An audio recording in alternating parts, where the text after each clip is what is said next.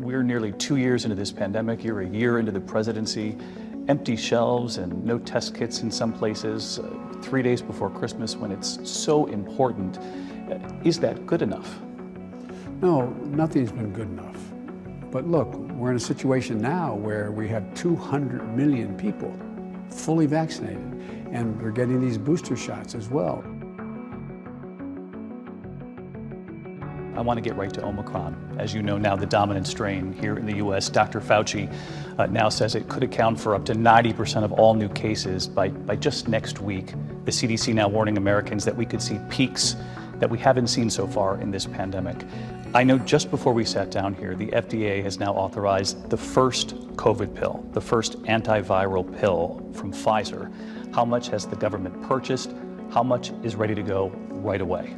We've purchased several million already, but here's right away, I think don't hold me the number, I think it may be 20 million, but a lot of pills, all they can make so far. But you know, I hope we don't get there, because if people get the shots, they get their 2 shots and a booster, they're not going to be in a position where they're going to need such a pill. You said you would absolutely serve 8 years if elected. Do you plan to run for re-election? Yes, but look, I'm a great respecter of fate. Fate has intervened in my life many, many times. If I'm in the health I'm in now, if I'm in good health, then in fact, I would run again. And if that means a rematch against Donald Trump? You're trying to tempt me now. Sure. You know many of your supporters believe in order to protect democracy in this country, you've got to protect voters' rights. Yes. As we near the end of year 1, nothing's been done. It's been blocked by the filibuster.